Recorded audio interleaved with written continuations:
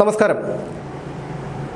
മലയാളത്തിലെ ഇന്നലത്തെ മാധ്യമങ്ങളുടെ എല്ലാം ചർച്ചാ വിഷയം പാലക്കാട്ടെ NDA സ്ഥാനാർത്ഥി ശോഭാ സുരേന്ദ്രൻ വോട്ടിന് വേണ്ടി കൈക്കൂലി കൊടുത്തു എന്നുള്ളതാണ്. പാലക്കാട്ടെ NDA സ്ഥാനാർത്ഥി ശോഭാ സുരേന്ദ്രനും LDF സ്ഥാനാർത്ഥി LDF സ്വതന്ത്രൻ റസാഖും UDF സ്ഥാനാർത്ഥി രമേഷ് പിഷാരടിയുമാണ്. അവിടെ ശോഭാ സുരേന്ദ്രൻ ഏകദേശം വിജയം ഉറപ്പിച്ചു കഴിഞ്ഞു. 2004 മുതലാണെന്ന് തോന്നുന്നു വടക്കാഞ്ചേരിയിലെ ഉപതെരഞ്ഞെടുപ്പിൽ ശോഭാ സുരേന്ദ്രൻ ആദ്യമായി മത്സരിച്ചത്. അതിനുശേഷം അവരുടെ 10ാമത്തെ മത്സരമാണ് ഇപ്പോൾ നടക്കുന്ന ഈ നിയമസഭാ തെരഞ്ഞെടുപ്പ്.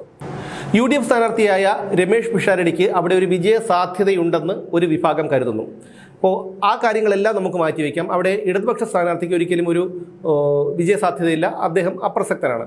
അതുകൊണ്ട് തന്നെ ഒരു സിനിമാക്കാരൻ മത്സരിച്ച് ജയിച്ചാൽ എന്താണ് ഉണ്ടാകുന്നതെന്ന് പത്തനാപുരത്ത് ഗണേഷ് കുമാറും കൊല്ലത്ത് മുകേഷും നമ്മളെ കാണിച്ചു തന്നിട്ടുണ്ട്.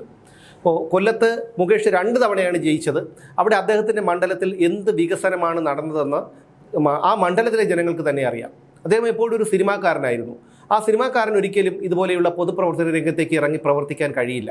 ഗണേഷ് കുമാറിനെ സംബന്ധിച്ചിടത്തോളം അദ്ദേഹത്തിൻ്റെ അവിടെ MLA ഓഫീസും മറ്റു കാര്യങ്ങളൊക്കെ ഉണ്ട്. അവിടെ വികസനങ്ങൾ ഒരുപാട് നടത്തിയെന്ന് PR വർക്കിലൂടെയാണ് അദ്ദേഹം ഇങ്ങനെ പറഞ്ഞുകൊണ്ടേയിരുന്നത്. പക്ഷേ പത്തനാപുരം മണ്ഡലത്തിലെ വികസനം തുലം കുറവാണ്. റോഡുകളൊക്കെ വളരെ പരിതാപകരമായ അവസ്ഥയിലാണ് എന്നുള്ളതാണ് വാസ്തവം. അതായത് ഇവരെ സംബന്ധിച്ചിടത്തോളം ഇവർ സുഖലോലുപതയിൽ ജീവിച്ചവരാണ്. ഒരിക്കലും ഒരു സമരത്തിൽ പങ്കെടുക്കുകയോ പോസ്റ്റർ ഒട്ടിക്കാൻ പോവുകയോ ഒന്നും അവർ ചെയ്തിട്ടില്ല. അവരെ സംബന്ധിച്ചിടത്തോളം ഒരു 5 സ്റ്റാർ ശൈലിയിലുള്ള ജീവിത രീതിയാണ് സിനിമാ നടന്മാരെ സംബന്ധിച്ചിടത്തോളം. രമേഷ് പിഷാരടിയെ സംബന്ധിച്ചിടത്തോളവും അതുതന്നെയാണ്. പക്ഷേ ശോഭാ സുരേന്ദ്രൻ അങ്ങനെയല്ല. ശോഭാ സുരേന്ദ്രൻ്റെ കാര്യം മാത്രമല്ല ഞാൻ പറഞ്ഞത്, ഏതൊരു രാഷ്ട്രീയ പാർട്ടിയിലുള്ള ഒരാളായിരുന്നാലും ശരി, അവർ ഒരുപാട് സമരങ്ങളും അതുപോലെ പോലീസിൻ്റെ മർദ്ദനങ്ങളും കേസുകളും ഒക്കെ തരണം ചെയ്തിട്ടാണ് അവർ മത്സര രംഗത്തേക്ക് വരുന്നത്. എന്നാൽ സിനിമാ നടന്മാരെ അല്ലെങ്കിൽ സിനിമാ നടിമാരെ ഇത്തരം രംഗത്തേക്ക് കൊണ്ടുവരുമ്പോൾ അവരുടെ ഒരു താരപ്രഭയാണ് ഈ കൊണ്ടുവരുന്ന പാർട്ടികൾ ലക്ഷ്യമിടുന്നത്. പക്ഷേ തമിഴ്നാടല്ല കേരളം എന്ന് ഈ മണ്ടന്മാർ മനസ്സിലാക്കുന്നില്ല എന്നുള്ളതാണ് അതിൽ മറ്റൊരു കാര്യം. പ്രേം നസീർ ഉൾപ്പെടെയുള്ള നിത്യഹരിത നായകനായ പ്രേം നസീറിനെ പോലും തോൽപ്പിച്ച ഒരു നാടാണ്, തെരഞ്ഞെടുപ്പിൽ തോൽപ്പിച്ച ഒരു നാടാണ് നമ്മുടെ കേരളം.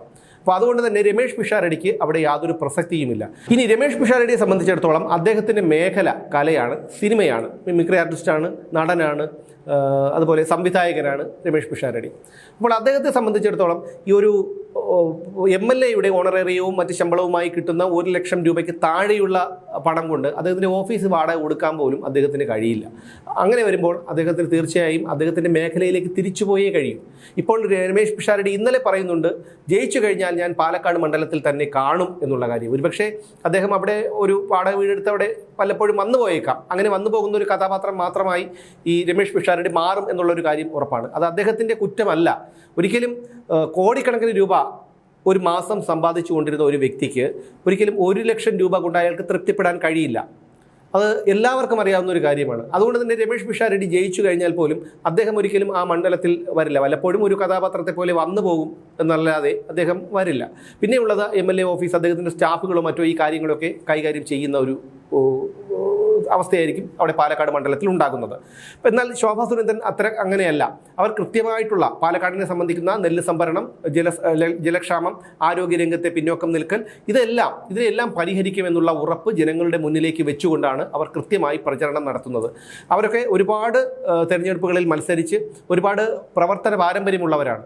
എന്നാൽ രമേഷ് പിഷാരടി അങ്ങനെയല്ല. അദ്ദേഹം വെള്ളി വെളിച്ചത്തിൽ ജീവിച്ച് പെട്ടെന്നൊരു ദിവസം ഒരു തെരഞ്ഞെടുപ്പിനെ അഭിമുഖീകരിക്കുന്ന ഒരാളാണ്. അത് എങ്ങനെ അത് ചെയ്യണം, പാലക്കാട് ജനങ്ങളെ സംബന്ധിക്കുന്ന വിഷയം എന്താണ് എന്നൊന്നും അദ്ദേഹത്തിന് ഒരിക്കലും അത് പരിഹരിക്കാൻ കഴിയില്ല.